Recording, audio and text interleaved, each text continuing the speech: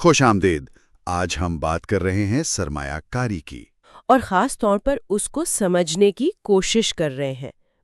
جیسے کل امتحان ہو. بالکل جیسے کل امتحان ہو. تو 3 بڑے حصے ہیں نا؟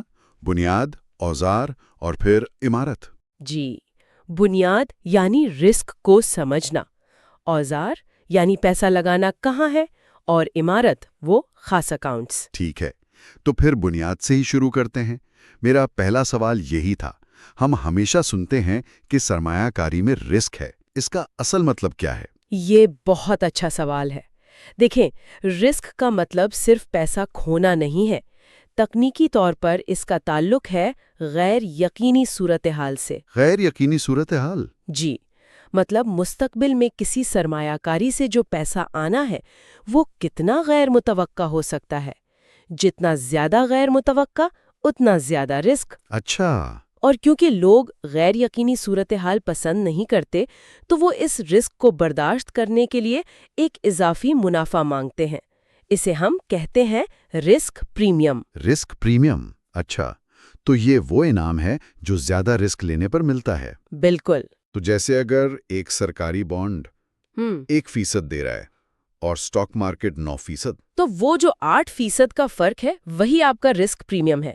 وہ 8% آپ کو سٹاک مارکیٹ کے اتار چڑھاؤ کو برداشت کرنے کے لیے مل رہا ہے. سمجھ گیا. اب کتاب میں 8 قسم کے رسک لکھیں، وہ تو بہت زیادہ لگتے ہیں. لیکن اگر ہم انہیں گروپس میں بانٹ دیں تو بہت آسان ہو جاتا ہے. چلیں یہ کرتے ہیں.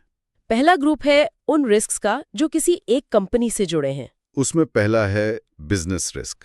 Business risk. جی، یعنی خود کمپنی کے کام میں کتنا رسک ہے. جیسے ایک بسکٹ بنانے والی کمپنی، اس کا رسک کم ہے، لوگ تو بسکٹ خریدیں گے ہی. ہاں وہ تو ہے. لیکن ایک کار بنانے والی کمپنی کا رسک زیادہ ہے. معیشت خراب ہو تو لوگ نئی گاڑیاں خریدنا چھوڑ دیتے ہیں. صحیح. اور اسی گروپ میں دوسرا فائنینشل رسک، وہ کیا ہے؟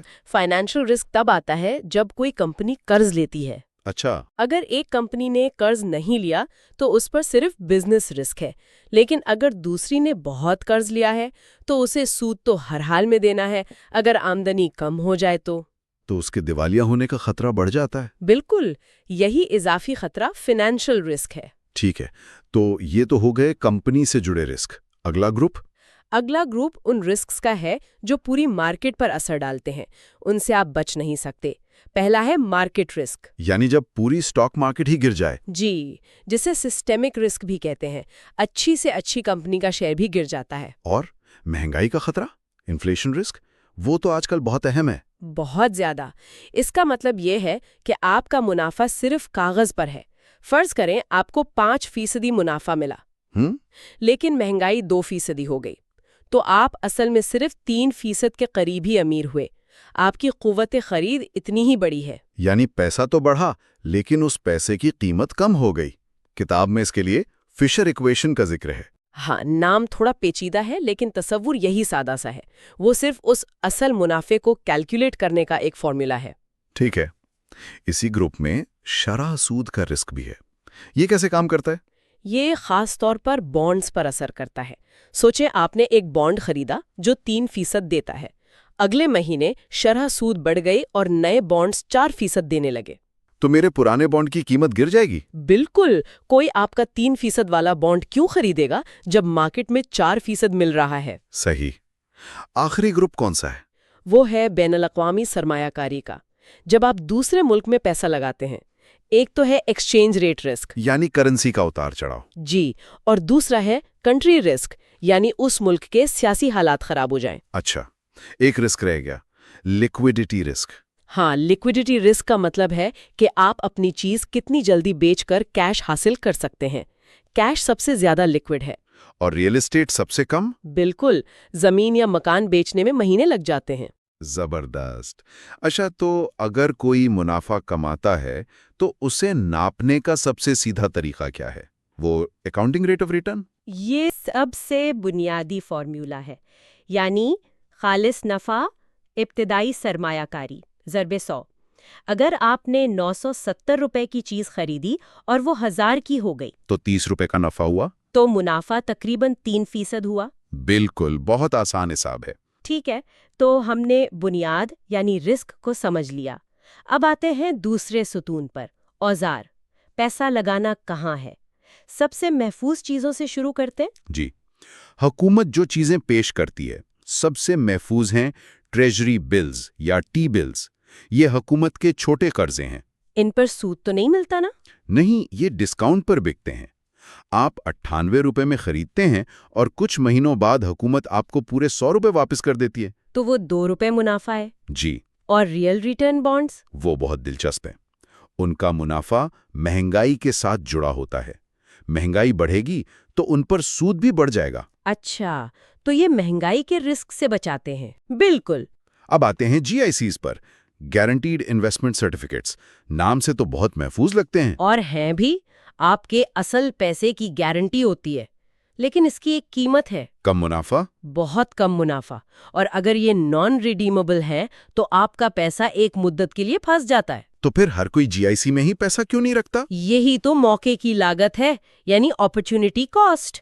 آپ نے حفاظت کے بدلے زیادہ منافع کا موقع گما دیا. ٹھیک ہے، تو اگر کسی کو جی آئی سی سے زیادہ منافع چاہیے لیکن وہ خود سے تو اس کے لیے میوچل فنڈز ایک بہت اچھا آپشن ہے. خود سے سٹاک نہیں چننا چاہتا؟ ہاں. میوچل فنڈ کا آئیڈیا یہ ہے کہ بہت سے لوگ پیسہ جمع کر کے ایک پروفیشنل مینیجر کو دے دیتے ہیں. وہ مینیجر اس پیسے کو بہت سی مختلف کمپنیوں میں لگاتا ہے. تو کم پیسوں میں ڈائیورسیفیکیشن مل جاتی ہے. جی، جس سے رسک کم ہو جاتا ہے. لیکن وہ جو ماہر ہوتا ہے، جو مینیجر ہوتا ہے، اس کی فیس بھی تو ہوتی ہے نا. اور کیا گارنٹی ہے کہ وہ مارکیٹ سے بہتر کام کرے گا؟ یہ بہت اچھا سوال ہے، اور یہی میوچل فنڈز پر سب سے بڑی تنقید ہے. تحقیق بتاتی ہے کہ اکثر مینیجرز مارکیٹ کو بھی نہیں ہرا پاتے. تو پھر ان کا کیا فائدہ؟ فائدہ اب بھی ہے، خاص طور پر عام سرمایہ کار کے لیے. خود سے 50 کمپنیاں چننے سے تو بہتر ہے کہ ایک متوازن فنڈ لے لیا جائے. اور اگر کوئی خود رسک لینا چاہے، براہ راست سٹاکس خریدنا چاہے، کتاب میں کامن اور پریفرڈ شیئرز کا ذکر ہے. ہاں، کامن شیئرز کا مطلب ہے آپ کمپنی کے مالک بن گئے، آپ کو ووٹ کا حق ملتا ہے اور منافع بھی. لیکن کمپنی ڈوبی تو پیسہ بھی ڈوب گیا. اور پریفرڈ شیئرز میں ووٹنگ کا حق عام طور پر نہیں ہوتا، لیکن منافع ملنے پر ان کا حق کامن شیئر ہولڈر سے پہلے ہوتا ہے. یہ تھوڑے زیادہ محفوظ سمجھے جاتے ہیں. اور مختصراً سیگریگیٹڈ فنڈز؟ انہیں سمجھیں کہ یہ انشورنس کمپنی کا میوچل فنڈ ہے. اس میں انشورنس کے فائدے بھی شامل ہوتے ہیں، جیسے میچورٹی پر گارنٹی. اسی لیے ان کی فیس بھی زیادہ ہوتی ہے. تو ہم نے یہ دیکھ لیا کہ کیا خریدنا ہے. اب آخری ستون، عمارت. یعنی ان سرمایہ کاریوں کو رکھنا کہاں ہے؟ ٹیکس بچانے والے اکاؤنٹس. جی بالکل، اور یہ بہت اہم ہے. کینیڈا میں حکومت کچھ خاص رجسٹرڈ اکاؤنٹس دیتی ہے. پہلا ہے RESP، registered education savings plan. یہ بچوں کی تعلیم کے لیے ہے نا؟ جی. اس کی خاص بات یہ ہے کہ پیسہ اکاؤنٹ کے اندر ٹیکس فری بڑھتا ہے، اور جب بچہ یونیورسٹی کے لیے نکالتا ہے تو ٹیکس طالب علم پر لگتا ہے، جو کہ بہت کم ہوتا ہے. اور وہ سرکاری گرانٹ بھی تو ملتی ہے، CESG. بالکل، وہ تو اصل جادو ہے. حکومت آپ کی شراکت میں 20% خود سے ڈالتی ہے ایک حد تک. یہ مفت کا پیسہ ہے. لیکن وہ سوال جو سب کے ذہن میں ہوتا ہے، اگر بچہ یونیورسٹی نہ گیا تو کیا سارا پیسہ لیا؟ نہیں، بالکل نہیں. آپ نے جو اپنی اصل رقم ڈالی تھی وہ آپ کو ٹیکس فری واپس مل جاتی ہے. اچھا. سرکاری گرانٹ حکومت کو واپس چلی جاتی ہے. جو منافع ہے اس پر ٹیکس اور جرمانہ لگتا ہے. لیکن ایک بہت اچھا آپشن ہے. وہ کیا؟ اگر آپ کے پاس اپنے RRSP میں جگہ ہے تو آپ $50,000 تک کا منافع بغیر ٹیکس اور جرمانے کے اپنے RRSP میں منتقل کر سکتے ہیں. واہ، یہ تو زبردست لائف لائن ہے.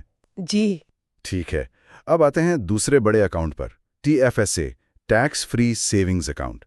اس کا نام سیونگز اکاؤنٹ ہے، لیکن اس میں تو سٹاکس بھی رکھ سکتے ہیں. ہاں، اس کا نام تھوڑا گمراہ کن ہے.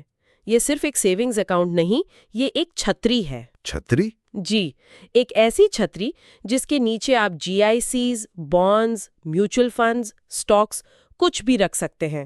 اور اس چھتری کا کمال یہ ہے کہ اس کے اندر جو بھی منافع ہوتا ہے اس پر کوئی ٹیکس نہیں. بالکل. اور جب آپ پیسہ نکالتے ہیں تب بھی کوئی ٹیکس، 100% ٹیکس فری. تو پھر ہر کوئی ریٹائرمنٹ کے لیے RRSP کی بجائے TFSA ہی کیوں نہیں استعمال کرتا؟ ان میں فیصلہ کیسے کیا جائے؟ یہ تو امتحان کا سوال لگتا ہے. یہ کیلی سوال ہے. بنیادی فرق ٹیکس کے وقت کا ہے. RRSP में पैसा डालते वक्त टैक्स छूट मिलती है, हाँ, लेकिन निकालते वक्त टैक्स लगता है। TFSA में इसके बरक्स है, डालते वक्त कोई छूट नहीं, लेकिन निकालते वक्त कोई टैक्स नहीं। तो फिर बेहतर कौन सा है? इसका फैसला एक बहुत सादा सवाल पर मुनहसर है। आपका टैक्स रेट अभी ज्यादा है या रिटायरमेंट में ज्यादा होगा? अच्छा, तो बस ये देखना है कि मेरा टैक्स अभी ज्यादा है या रिटायरमेंट के वक्त ज्यादा होगा। बिल्कुल, अगर अभी आपका टैक्स रेट ज्यादा है तो RRSP इस्तेमाल करें। ताकि अभी टैक्स बचे। जी, और अगर लगता है कि रिटायरमेंट में ज्यादा होगा तो TFSA बेहतर है। ये तो बहुत आसान हो गया। और पैसे निकालने में भी तो कोई फर्क है? बहुत बड़ा फर्क है। TFSA से जब आप रकम निकालते हैं तो वो जगह अगले साल आपको वापस मिल जाती है। आप दोबारा उतनी रकम डाल सकते हैं। लेकिन RSP से निकाल ली तो वो जगह खत्म? हमेशा के लिए खत्म। इसलिए TFSA ज्यादा लचकदार है। जबरदस्त। तो हमने तीनों सुतूनों का अहाता कर लिया, बुनियाद, औजार और इमारत। इम्तिहान की तैयारी करने वालों के लिए किलीदी नुकात क्या होंगे? मेरे ख्याल में मुख्तलिफ रिस्क्स के दरमियान फ़र्क को समझना, हर सरमायाकारी की बुनियादी खुसूसियत यानी रिस्क और मुनाफे का तवाज़ुन याद रखना, और आखिर में RSP, TFSA और RSP के टैक्स के फ़र्क को अच्छी तरह समझना। ठीक है। मेरा आखिरी ख्याल ये है कि ये सारा मवाद कवानीन और मैकेनिक्स पर बहुत ज़्यादा तवज्जो देता है। लेकिन इन सब के पीछे एक ही सवाल है, आप बचत कर किस लिए रहे हैं? क्या ये घर की डाउन पेमेंट है, बच्चों की तालीम है या रिटायरमेंट? इस ज़ाती सवाल का जवाब देना पहला कदम है। इसके बगैर इनमें से कोई भी औजार ठीक से इस्तेमाल नहीं हो सकता।